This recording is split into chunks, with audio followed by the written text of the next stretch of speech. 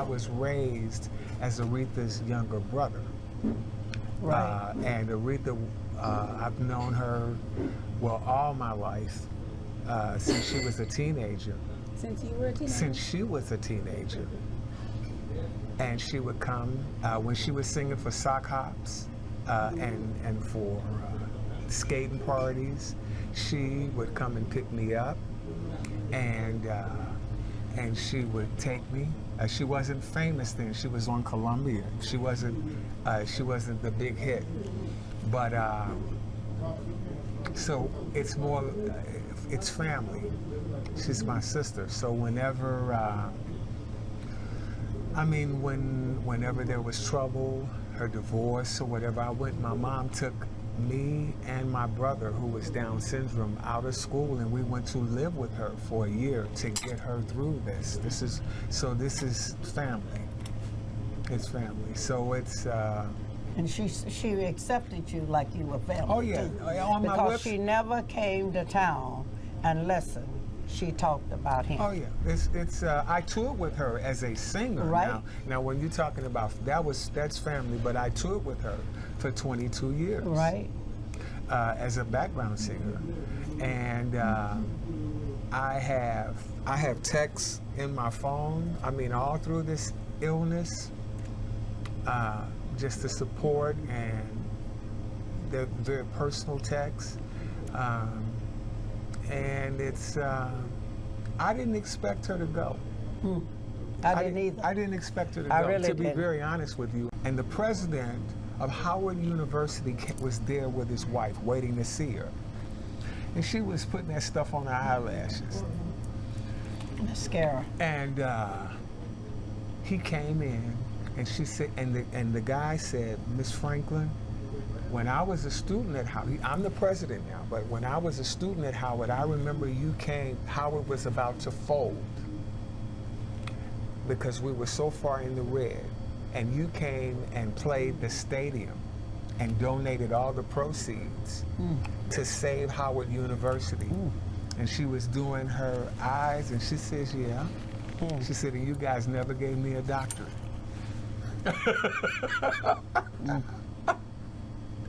And he looked, and and she was gracious, but it was the truth. Aretha was a straight shooter. That's what I most loved about her. Yes, she was. There was no BS in her. If you wanted to know what she thought, she would tell you, and that's why it was always a clean plate with us, because she didn't go around the corner, and she would do it privately if she had an issue. If she took issue with anything, she wouldn't grandstand. She wouldn't put you on blast. She was just so respectful in every situation. If there was something that needed to be corrected, and just generous as a singer, man. Because I did a lot of duets. I did the Boston Pops with her. And so not only as a background singer, I sang quite a few duets. And she was just generous. Yes, she was. She was generous. She didn't hog the mic. If I was, she wanted me to sing. I remember we did the House of Blues. And it was a song I wasn't even supposed to sing. I think one of the singers didn't show up, and they sang We Need Power. And I just happened to know it. So doing sound check, she did both verses, and I says, well, San's not here, so she's gonna do it. So when it came time for the performance, she turned around for me to sing it. I came out, I got a standing ovation. The people went crazy. The spirit, it was the Lord. I went back to my position, background, and the people were going so crazy. She's like, we got to kick that back up and start. We have to start that up and start it back up. And we had serious church.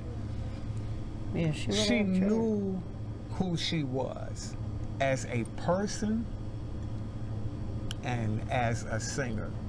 So she wasn't intimidated by anyone. Aretha wrote her own story. She told her own story. All right. From all the way, she wasn't bound to the isms. If you look at what music was in the 60s and look at the charts before Aretha Franklin, and then you look afterward, she told her story. I mean, and she was not shackled by anything. I mean, from Angela Davis, when they put her in jail, she was going to go to bail, pay the bail. And I told you the thing about Howard. Dr. King said Aretha was making millions of dollars back then. Her contract was comparable to Elton John. She was the highest paid black performer. So she would, I won't say she single-handedly funded the civil rights movement, but baby, she sure paid a lot millions, of it. millions. Yes, she did. And she never spoke a word about it, even when you talk about it, people that were close and talk about it, she just fluffed it off like it was nothing. 6 months ago, they called me to come.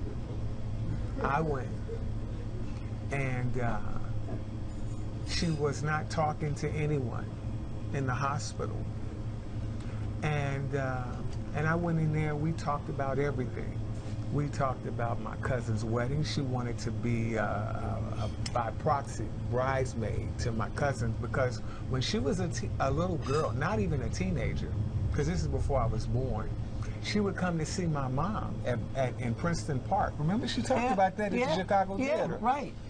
She said, like, I know Chicago. She knew Chicago. And she knew the places Captain's to go. Hard Times, Gladys's, Lamb's Barbecue. These she were knew all where her she favorites. wanted to eat. And she knew her way around. Yeah. And so she wanted to be the bridesmaid for my cousin's wedding, who she just got married about 6 months ago. So I went to see her. We were talking, and they had, this is come see her now. And she was talking. They were surprised she was talking. And I'm like, well, maybe you don't have anything to talk about. That's what I told the bodyguards. But we talked. I told her to get up. I told her, I says, now, I just went through 10 rounds of chemo. This has been a year ago. And my words to her was, I'm not a punk. And my next words were, neither are you. And she said, and neither am I. The next day, the family, well, she texted me. I got it on my phone, right here, from Aretha. She texted me and said she had gotten up out of the bed and was making steps, walking the hallways, and she was teasing me about how serious I was with her. That was 6 months ago? That was 6 months ago. This says, yes, I've had 2 meals since you left, Reverend Billy, and walked the hallways. And walked the hallways.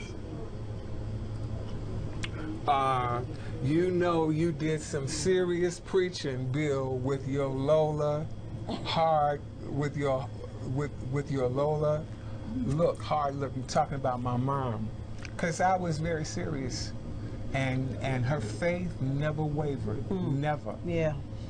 The Lord, my conversation with Aretha, the conversations we would have, as I said, Aretha, remember that doctor that just gave you those couple of months to live? How long ago has that been? That's been 8 or 9 years ago.